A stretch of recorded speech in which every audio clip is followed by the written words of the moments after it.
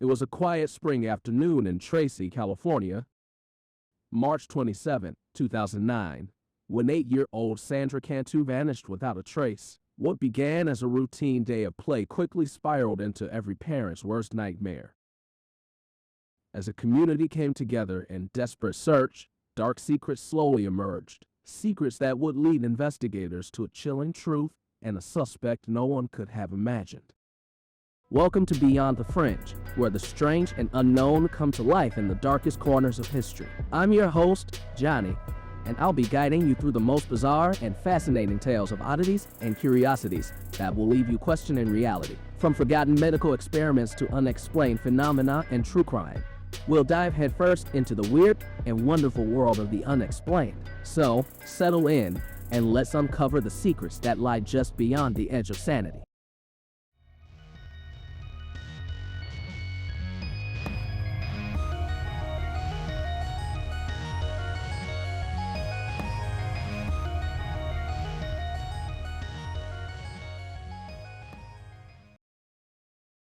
The tragic case of Sandra Cantu, an 8-year-old girl from Tracy, California, captured national attention in 2009 due to its heartbreaking circumstances and the unexpected identity of her killer.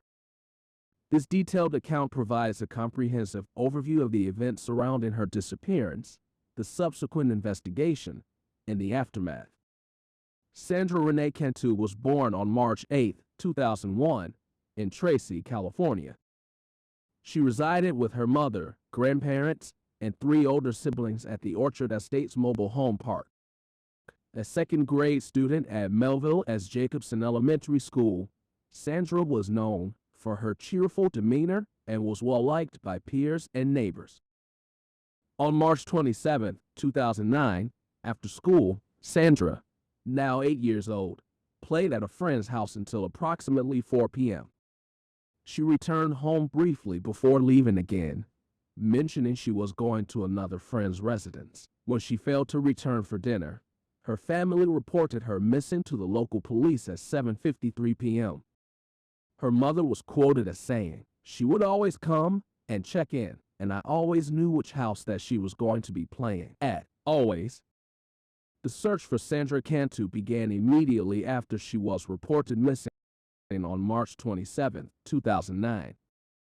Sandra's family reported her missing around 7:53 p.m. that evening after she failed to return home. Police obtained security footage from a neighbor's camera. Law enforcement launched a large-scale search involving local police, the FBI, and volunteers. Canine units, helicopters, equestrian teams, and ATVs were deployed to canvass the surrounding areas. The mobile home park and nearby open spaces, canals, and drainage areas were repeatedly searched. A $22,000 reward was offered for information leading to her safe return. Flyers with Sandra's photo were distributed across the region by both volunteers and search crews. Media coverage brought national attention to the case, prompting tips from the public. The search continued for days. Despite intensive efforts, Sandra was not found during the search. Sandra Cantu's body was discovered on April 6, 2009, by a farm worker named John Mayfield during routine irrigation work.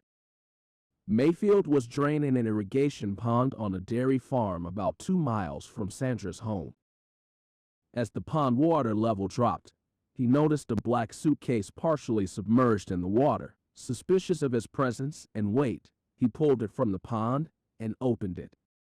Inside was Sandra's body. He immediately contacted authorities, who quickly sealed off the area and began a forensic investigation. The discovery was a tragic turning point, ending a 10-day search that had involved hundreds of volunteers and law enforcement officers. The forensic investigation into the disappearance and murder of Sandra Cantu was crucial in solving the case and bringing her killer to justice. Sandra was last seen on surveillance video at her home's mobile home park. The footage showed her walking around the trailer park near her home. Her cause of death was asphyxiation. Evidence of SA with a foreign object was also reported by the medical examiner.